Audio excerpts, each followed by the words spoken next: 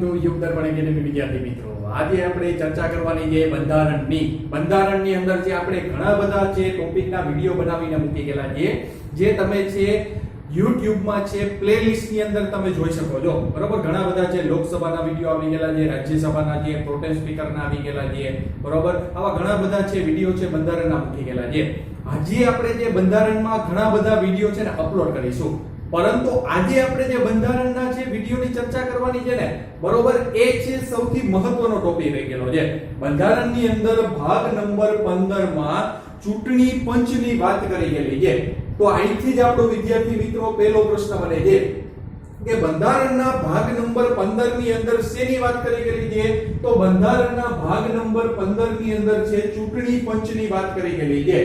હવે આ જે ચૂંટણી પંચ આવી ગયેલું છે એનો આર્ટિકલ પણ ઘણી વખત એક્ઝામમાં પૂછાય. એટલે બીજો પ્રશ્ન બને છે, જેમ આપણે જે આગળ ટોપિકની ચર્ચા કરતા જશું એમ તમારે મિત્રો જે મગજની અંદર છે ને એના પ્રશ્નો મગજની અંદર સેટ કરતા જવાના છે. બરોબર, તો પહેલો પ્રશ્ન છે કે બંધારણના ભાગ નંબર 15 ની અંદર શેની વાત કરી ગયેલી છે? તો કે ચૂંટણી પંચની વાત કરી ગયેલી છે. ચૂંટણી પંચ માટેનો આર્ટિકલ કયો છે? તો કે 324. હજી થોડું તપ કરીને પૂછવું હોય તો તમને શું પૂછી શકે? તો કે ચૂંટણી પંચનો આર્ટિકલ છે ક્યાંથી ક્યાં સુધી આવી ગયેલો છે? તો કે 324 થી 329 એ સુધી તમારે લખવાનું છે. જો એ નો લખી ગયેલો હોય તો 329. આવા ઘણા બધા તમને અલગ અલગ ઓપ્શન છે તમને આપી શકે કે ચૂંટણી પંચનો ઉલ્લેખ ભાગ નંબર 15 માં કરી ગયેલો છે. એ ક્યાંથી ક્યાં આર્ટિકલ છે? તો 324 તો બધાની અંદર કોમન હશે, એ ઓપ્શન તો તમે પકડી શકો, પરંતુ એની ક્યાં સુધી લઈ જવાનો છે? તો કે 329 એ સુધી લઈ જવાનો છે. બરોબર, તો આ થઈ છે એક સામાન્ય ટોપિકની ચર્ચા, એટલે કે એક સામાન્ય ક્વેશ્ચનની ચર્ચા કે ભાગ નંબર 15 માં ચૂંટણી પંચ માટેનો આર્ટિકલ નંબર 324. હજી આપણે આગળ વાત કરીએ તો પહેલો પોઈન્ટ આપણે પકડીએ કે ભાઈ ચૂંટણી પંચ છે, ચૂંટણી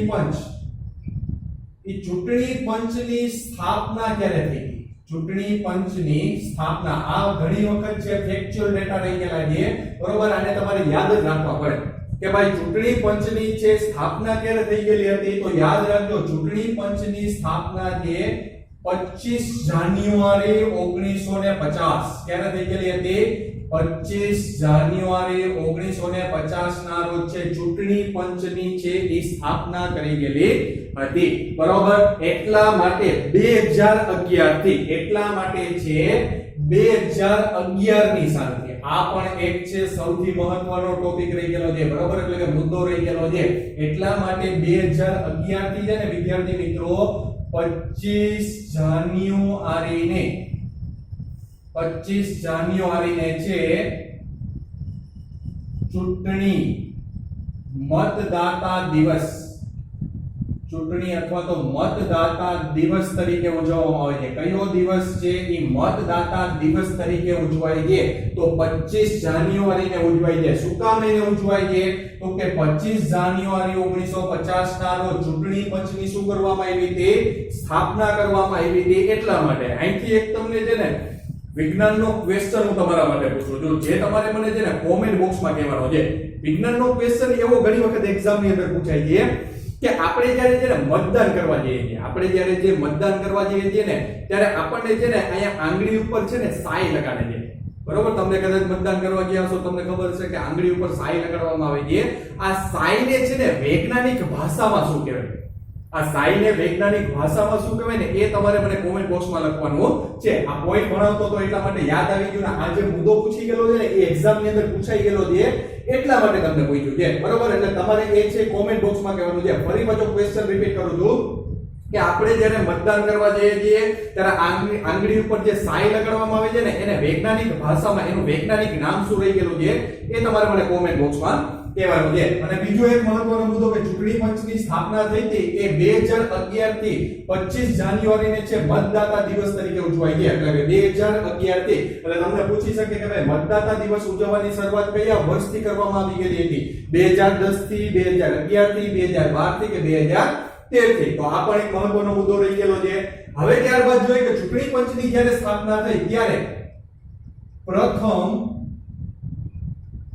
ચૂંટણી અધિકારી અથવા તો ચૂંટણી કમિશનર પ્રથમ ચૂંટણી કમિશનર છે કયા વ્યક્તિ રહી ગયેલા હશે? તો ચૂંટણી પંચની સ્થાપના કરી હોય તો એના કમિશનરની નિમણૂક કરવી પડે ને, બરોબર? એટલા માટે ચૂંટણી કમિશનર તરીકે સૌપ્રથમ ભારતમાં કયા વ્યક્તિ આવી ગયેલા હતા? તો એ વ્યક્તિનું નામ છે સુકુમાર સેન. પ્રથમ ચૂંટણી કમિશનર તરીકે કયા વ્યક્તિની નિમણૂક કરવામાં આવી ગયેલી હતી? તો સુકુમાર સેન. સુકુમાર સેને ભારતની અંદર પ્રથમ ચૂંટણી કરાવી ગયેલી હતી, બરોબર?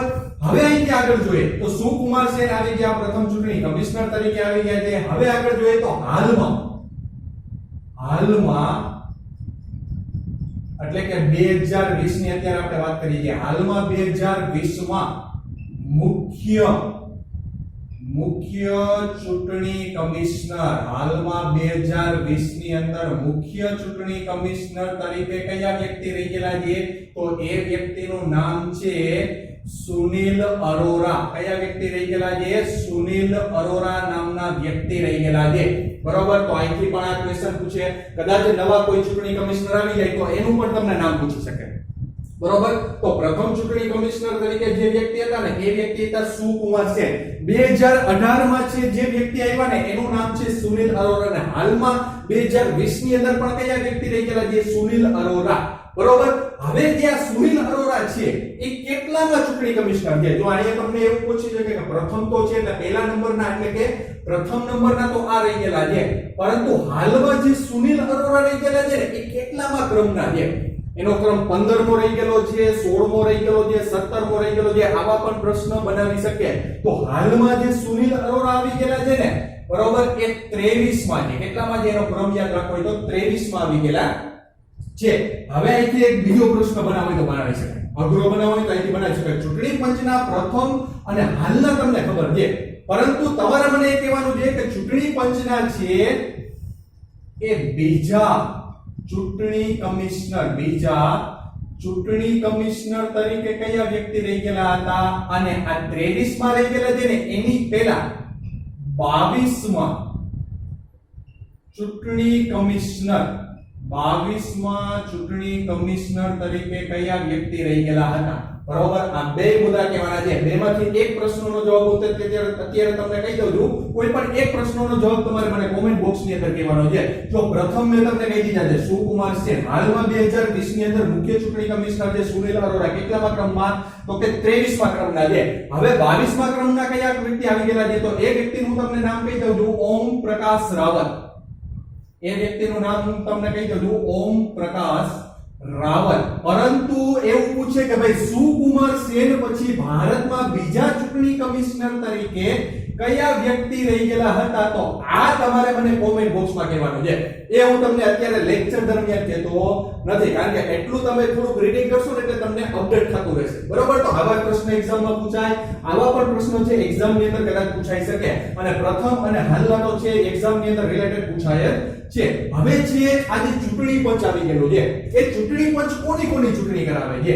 બરોબર? આજે ચૂંટણી પંચ આવી ગયેલું છે ને એ કોની ચૂંટણી કરાવે છે? તો ભારતની અંદર છે ચૂંટણી પંચ છે સંસદની ચૂંટણી કરાવે. કોની ચૂંટણી કરાવે છે? સંસદની. અને બીજું છે વિધાન મંડળ.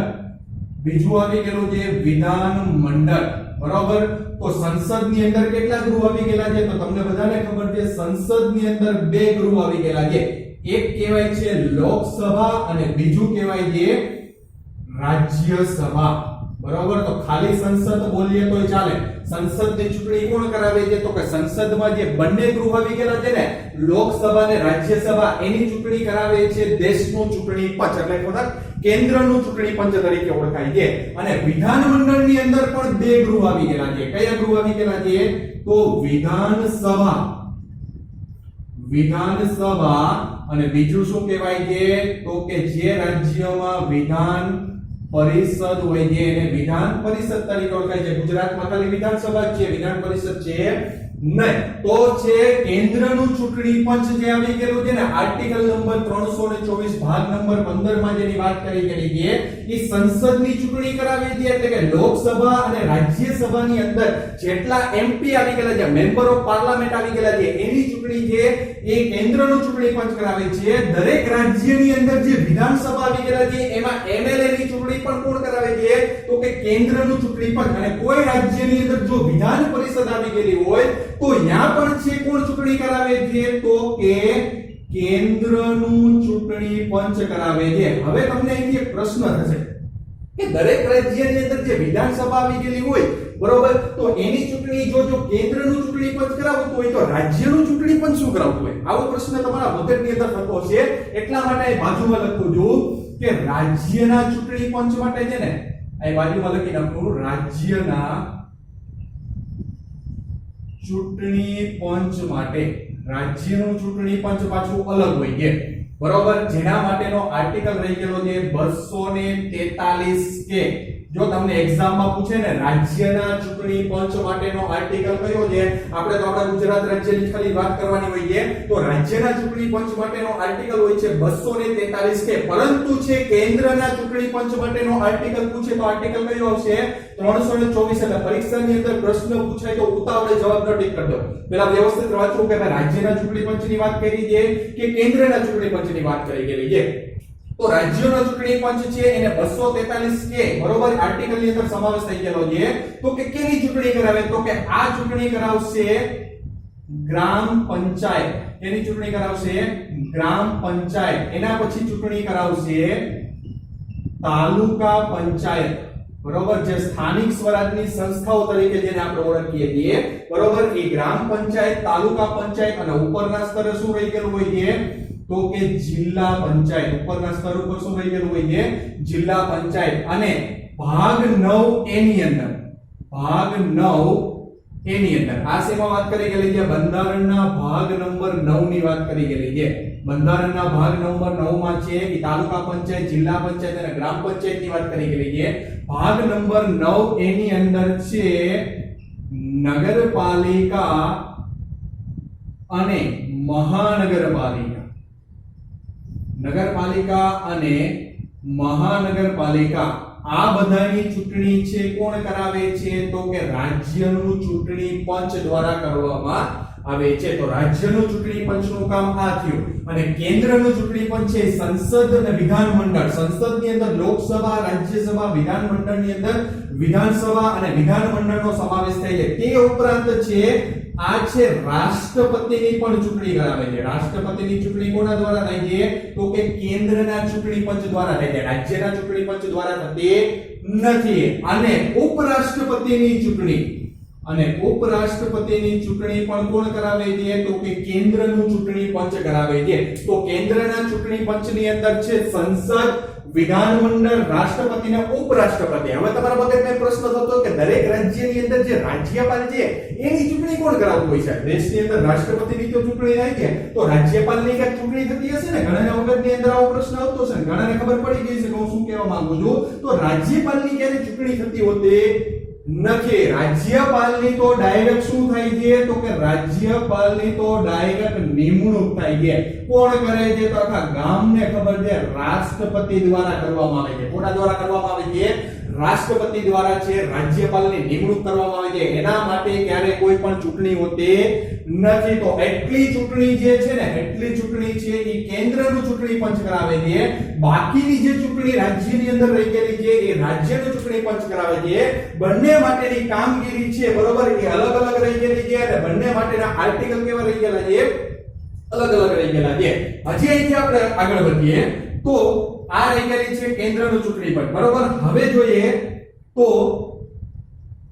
આ જે ચૂંટણી પંચ આવી ગયેલું છે, બરોબર, આ જે ચૂંટણી પંચ આવી ગયેલું છે એનું બંધારણ શું રહી ગયેલું છે? ચૂંટણી પંચ આવી ગયેલું છે ને, એનું બંધારણ શું રહી ગયેલું છે?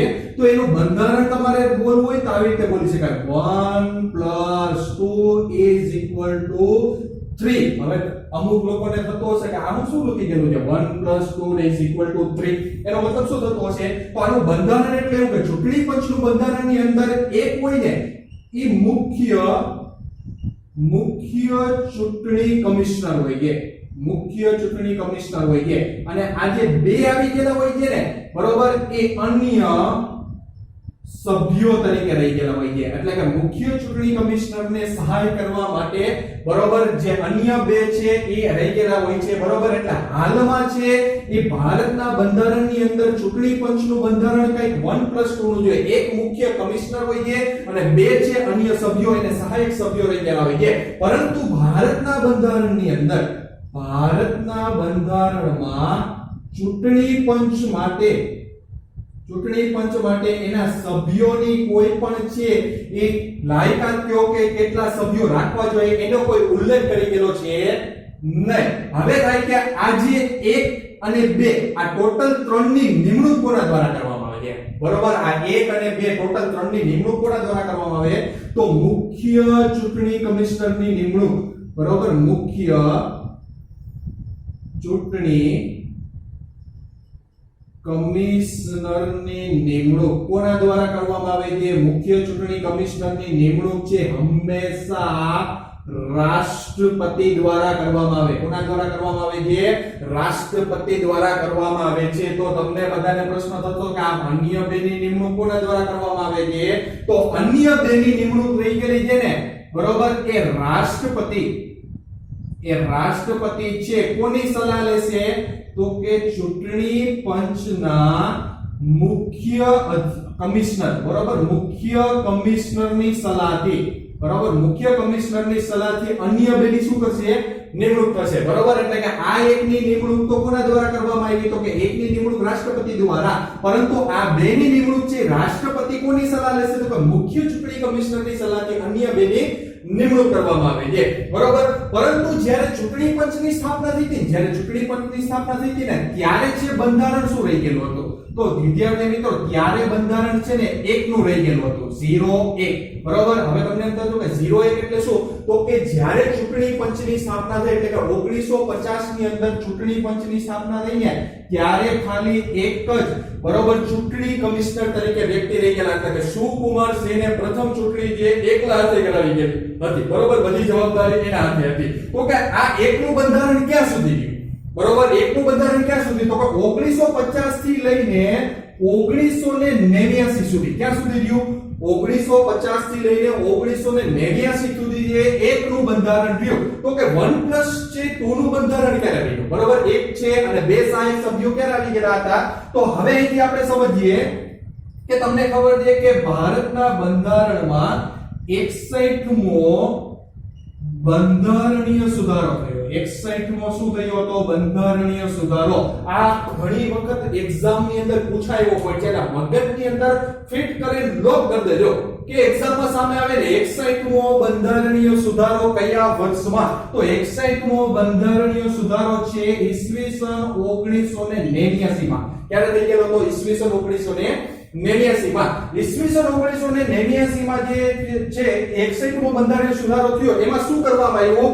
તો કે મતદારોની ઉંમર, જે મતદારો છે એની ઉંમર નક્કી કરવામાં આવી, બરોબર. મતદારોની ઉંમર નક્કી કરવામાં આવી કે હવે મતદારો છે ને એ 21 વર્ષથી ઘટાડી કેટલા વર્ષ કરવામાં આવશે? 18 વર્ષ કરવામાં આવશે. ઘણી વખત આ મુદ્દો એક્ઝામમાં પૂછાઈ ગયેલો છે કે ભારતના બંધારણની અંદર છે કયા બંધારણીય સુધારા દ્વારા જે ઉંમર 21 થી ઘટાડી છે 18 વર્ષ, મતદારોની ઉંમર છે 21 થી ઘટાડી કેટલી કરી નાખવી? 18 વર્ષ. તો 61મો બંધારણીય સુધારો છે, બરોબર, 1989 માં થયો તો. હવે તમે વિચાર કરો, 21 થી ઘટાડીને છે 18 વર્ષ કરી દીધી, એટલે બાળકોને છૂટ આપી દીધી, બરોબર, કે જે 18 વર્ષના હોય ને એ હવે મતદાન કરી શકશે. પરંતુ 1950 થી 1989 સુધી જે 19 વર્ષના હોય, 20 વર્ષના હોય, જે 17 વર્ષના હોય, જે આ કોઈ લોકો મતદાન કરી શકતા નહીં. પરંતુ 1989 થી છૂટ આપી દીધી કે 18 વર્ષના જે વ્યક્તિ હશે હવે ચૂંટણીની અંદર શું કરી શકશે? તો કે તમામ ચૂંટણીની અંદર મતદાન કરી શકશે. તો એનો મતલબ એમ થઈ ને કે ભારતની અંદર છે 18 વર્ષની ઉંમરના ઘણા લોકો હશે, એટલે મતદારોની સંખ્યા વધી ગઈ. જો મતદારોની સંખ્યા વધી જાય તો ચૂંટણી કમિશનર જે આવી ગયા છે ને એની કામગીરી વધી જાય, તો એકલા હાથે પહોંચી શકે નહીં. એટલા માટે છે એક સમિતિ આવી ગઈ હતી, જે સમિતિનું નામ છે તારાકુંડ સમિતિ. કઈ સમિતિ આવી ગયેલી હતી? તારાકુંડ સમિતિ. આ તારાકુંડ સમિતિએ પોતાનો રિપોર્ટ આપ્યો, બરોબર? તારાકુંડ સમિતિએ શું આપ્યો? સમિતિએ પોતાનો શું આપી દીધો? રિપોર્ટ. અને રિપોર્ટની અંદર એમ કીધું કે ભાઈ હવે ચૂંટણી કમિશનર એકથી ચાલે નહીં, તો હવે એમાં થોડોક શું કરવો જોઈએ? વધારો કરવો જોઈએ. તો 1989 પછી, ઈસવીસન 1989 પછી બંધારણ કેવું થઈ ગયું? 1+2 નું થઈ ગયું. એટલે ટોટલ કેટલા થઈ ગયા? 3 થઈ ગયા. એક તો હતા, બે ના અન્ય સહાયક સભ્યો તરીકે મૂકી દીધા. શું કામ મૂકી દીધા એનું કારણ તમને ખ્યાલ આવી ગયો? 61મો બંધારણીય સુધારો 1989. પરંતુ 1989 ની અંદર જે 3 લોકો કામ કરતા હતા ને, તો આગળ જતા એવું થયું કે ભાઈ આ બે લોકો જે વધારે નિમણૂક કરી ગયેલી છે ને એની કઈ ખાસ કોઈ જરૂર છે નહીં. એટલા માટે 1990 ની સાલમાં, ઈસવીસન 1990 ની સાલની અંદર ફરી પાછા જે એ બે સભ્યોની જે સહાયક સભ્યો તરીકે નિમણૂક કરી હતી એ ફરી પાછી 1990 માં શું કરી દીધી? રદ કરી દીધી. 1990 માં ફરી પાછી રદ કરી અને 1993 ની સાલમાં, ઈસવીસન 1993 ની સાલમાં ફરી પાછું છે 1+2 નું શું કરી દીધું? બંધારણ ચાલુ કરી દીધું. બરોબર? એટલે કે હાલમાં છે 1993 થી 1+2 છે. હાલમાં પણ કેટલું રહી ગયેલું છે? તો આપણે અહીં જોઈએ તો 1+2 નું બંધારણ રહી ગયેલું હતું. કઈ રીતે? તો કે 61મો બંધારણીય સુધારો 1983, બરોબર? સોરી 89. તો આ જે 1+2 નું બંધારણ કર્યું ને, 1+2 નું બંધારણ કર્યું ને 1993 માં, ઈ સમિતિનું નામ યાદ રાખવાનું છે. કઈ સમિતિ? તો કે દિનેશ ગોસ્વામી સમિતિ. દિનેશ ગોસ્વામી સમિતિ. આ દિનેશ ગોસ્વામી સમિતિએ છે ફરી પાછું 1993 ની સાલમાં 1+2 નું શું કરી દીધું? બંધારણ ચાલુ કરી દીધું. બરાબર? આ જ દિનેશ ગોસ્વામી સમિતિએ છે ઈવીએમ મશીન, આના ઉપરથી યાદ આવ્યું એટલે હું તમને કહી દઉં. આ દિનેશ ગોસ્વામી સમિતિએ જે ઈવીએમ મશીનનો ઉપયોગ કરવાની શું આપી હતી? સલાહ આપી ગયેલી હતી. આ દિનેશ ગોસ્વામી સમિતિએ છે ઈવીએમ મશીનનો ચૂંટણી પંચની અંદર ઉપયોગ થવો જોઈએ, ચૂંટણીમાં ઈવીએમ મશીનનો ઉપયોગ થવો જોઈએ એવું દિનેશ ગોસ્વામી સમિતિએ કીધું હતું. અને સૌપ્રથમ ઈવીએમ મશીનનો ઉપયોગ છે ક્યાં થયો હતો? તો કે ગોવાની વિધાનસભામાં થયો હતો. ક્યાં થયો હતો? ગોવાની વિધાનસભામાં. અને 12મી લોકસભામાં છે સૌપ્રથમ ઈવીએમ મશીનનો શું થયો હતો? ઉપયોગ થયો હતો. હાલમાં તમને ખબર હશે કે ઈવીએમ મશીનની બાજુમાં છે વીવીપીટી, બરોબર? એક છે મશીન આવી ગયેલું હોય છે, બેલેટ પેપર આવી ગયેલું હોય છે કે તમારો મત જેને આપો છો ને એ તમને ચિઠ્ઠીની અંદર બતાવે. એટલે કે મત છે એની અંદર કોઈ જે મતભેદ થતા નથી. તો એ જે વીવીપીટી છે એનું તમારે મને છે ને ફૂલ ફોર્મ કહેવાનું છે. બરોબર? શું કહેવાનું છે? વીવીપીટી. બરોબર? આનું તમારે મને છે ને ફૂલ ફોર્મ કહેવાનું છે. અને વીવીપીટી નો સૌપ્રથમ ઉપયોગ, બરોબર, વીવીપીટી નો સૌપ્રથમ ઉપયોગ છે ને 2013 ની નાગાલેન્ડની વિધાનસભામાં થયો હતો. બરોબર? વીવીપીટી નો સૌપ્રથમ ઉપયોગ છે 2013 ની છે નાગાલેન્ડની વિધાનસભાની અંદર કરવામાં આવ્યો હતો. પરંતુ વીવીપીટી નું તમારે મને જે શું કહેવાનું છે? ફૂલ ફોર્મ કહેવાનું છે. હવે છે અહીંયા જે ચૂંટણી પંચની આપણે વાત કરીએ છીએ, બરોબર? તો ચૂંટણી પંચની અંદર છે જે મુખ્ય ચૂંટણી કમિશનર હોય છે, બરોબર? એ મુખ્ય ચૂંટણી કમિશનરનો સમયગાળો, બરોબર, એનો સમયગાળો શું હોય છે? તો સમયગાળામાં તમારે યાદ રાખવાનું છે 6 વર્ષ અથવા 65 વર્ષ, બેમાંથી જે વહેલું હોય તે, બરોબર, એની નિમણૂક થાય ત્યાં સુધી પોતે છે પહેલું વર્ષ, બીજું વર્ષ, ત્રીજું વર્ષ, ચોથું વર્ષ, પાંચમું વર્ષ ને 6 વર્ષ સુધી પોતાના પદ ઉપર રહી શકશે. પરંતુ 65 વર્ષની ઉંમરે શું થઈ જશે? નિવૃત્ત થઈ જશે. આ બંનેમાંથી જે વહેલું હોય ને એ લાગુ પડે. એટલે તમને પૂછે કે ભાઈ ચૂંટણી મુખ્ય ચૂંટણી કમિશનર જેનો સમયગાળો શું હોય છે, એ ક્યાં સુધી પોતાના પદ ઉપર રહી શકે છે? તો તમારે યાદ રાખવાનું 6 વર્ષ અથવા તો 65 વર્ષ. આ મુદ્દા તમે સમજતા જશો ને પછી તમને પ્રશ્ન પૂછશે ને કે ભાઈ નીચેનામાંથી ચૂંટણી પંચ બાબતે કયું વિધાન ખોટું છે, તો આ તમામ માહિતી તમારી પાસે રહી ગયેલી હશે ને, એટલે તમે એનાલિસિસ કરીને ખોટું છે એ તમે કહી શકશો. હજી આપણે આગળ જોઈએ તો તમને ખબર છે કે જિલ્લા ચૂંટણી અધિકારી તરીકે કયા વ્યક્તિ રહી ગયેલા હોય છે? તો જિલ્લા ચૂંટણી અધિકારી તરીકે છે કલેક્ટર હંમેશા રહી ગયેલા હોય છે. કોણ રહી ગયેલા હોય છે? કલેક્ટર રહી ગયેલા હોય છે. બરોબર? તો આ માહિતી આપણે છે સંપૂર્ણ માહિતી છે ચર્ચા કરી ગયેલી હતી. કોની ચર્ચા કરી ગયેલી હતી? તો કે ચૂંટણી પંચની ચર્ચા કરી ગયેલી હતી. હજી એક પોઈન્ટ છે સમજવા જેવો છે, મહાભિયોગ જેવો પ્રક્રિયા રહી ગયેલો છે. માની લો કે રાષ્ટ્રપતિ છે એ મુખ્ય ચૂંટણી અધિકારીની નિમણૂક તો કરે છે, પરંતુ આને હટાવી કઈ રીતે શકાય? બરોબર. અને હટાવવાની પ્રક્રિયા કઈ રીતે રહી ગયેલી છે? તો એક તો છે પોતે પોતાની રીતે સ્વેચ્છાએ શું આપી શકે? રાજીનામું આપી શકે. અથવા તો આ જે મુખ્ય ચૂંટણી અધિકારી છે ને, મુખ્ય કમિશનર રહી ગયેલા છે ને, બરોબર, એને હટાવવાની પ્રક્રિયા એટલે શું બોલી શકાય? તો કે જેવી રીતે સુપ્રીમ કોર્ટના ન્યાયાધીશને હટાવવાની પ્રક્રિયા છે, તેવી જ પ્રક્રિયા કોની રહી ગયેલી છે? તો કે આ ભાઈની રહી ગયેલી છે. એટલે મુખ્ય ચૂંટણી કમિશનર સુનિલ અરોરાને હટાવવા હોય તો કેવી રીતે હટાવી શકાય? તો બંધારણમાં એવું લખી ગયેલું નથી કે આના ઉપર મહાભિયોગ લગાડો. બરોબર, ચૂંટણી કમિશનર માટે મહાભિયોગ શબ્દનો ઉપયોગ નથી થતો, પરંતુ જેવી રીતે સુપ્રીમ કોર્ટના ન્યાયાધીશને હટાવવામાં આવે છે, એવી જ રીતે છે ચૂંટણી પંચના મુખ્ય ચૂંટણી કમિશનરને હટાવવામાં આવે છે. એટલે કઈ રીતે હટાવી શકાય? તો કે સંસદની અંદર જે બંને ગૃહ આવી ગયેલા છે, કયા ગૃહ આવી ગયેલા છે? તો કે એક તો છે લોકસભા આવી ગયેલું છે, અને બીજું શું આવી ગયેલું છે? રાજ્યસભા આવી ગયેલું છે. બરોબર, આ બંનેના જે એમપી આવી ગયેલા હોય છે ને, એ એમપી દ્વારા એને હટાવી શકાય. બરોબર, એટલે હટાવવા માટે આ બંને જે ગૃહ આવી ગયેલા હોય છે એમાં વિશેષ બહુમતીથી છે પસાર કરવો પડે, પ્રસ્તાવ પસાર કરવો પડે, તો આ મુખ્ય ચૂંટણી કમિશનરને હટાવી શકાય. અને આ બેને હટાવવા માટે કોઈ મહાભિયોગની પ્રક્રિયા હોતી નથી. એટલે 1+2 નું જે બંધારણ છે એમાં 1 એટલે કે જે મુખ્ય રહી ગયેલા છે ને, એને હટાવવા માટેની પ્રક્રિયા છે.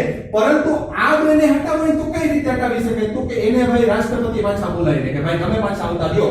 એના ઉપર ટૂંકમાં મહાભિયોગની પ્રક્રિયા હોતી નથી. પછી તો નાના ઘણા પોઈન્ટ રહી ગયેલા છે કે ભાઈ ચૂંટણી પ્રચાર ક્યારે બંધ કરવામાં આવે છે? તો કે ચૂંટણી પ્રચાર છે, બરોબર, એ 48 કલાક પહેલા બંધ કરવામાં આવે છે. ક્યારે બંધ કરવામાં આવે છે? તો કે ચૂંટણી ચાલુ થવાની હોય છે એના 48 કલાક પહેલા છે ચૂંટણી પ્રચાર શું કરી દેવો છે?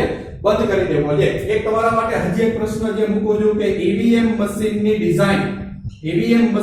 ડિઝાઇન છે એ કોના દ્વારા તૈયાર કરવામાં આવી ગયેલી હતી? ઈવીએમ મશીનની ડિઝાઇન છે કોના દ્વારા તૈયાર કરવામાં આવી ગયેલી હતી? એ પણ તમારે મને કોમેન્ટ બોક્સમાં કહેવાનો છે. તો અઘરો પ્રશ્ન પૂછવો હોય તો આવું તમને પૂછી શકે. પછી આ કોની ચૂંટણી કરાવે? તો કે સામાન્ય ચૂંટણી કરાવે છે. કેવી ચૂંટણી કરાવે છે?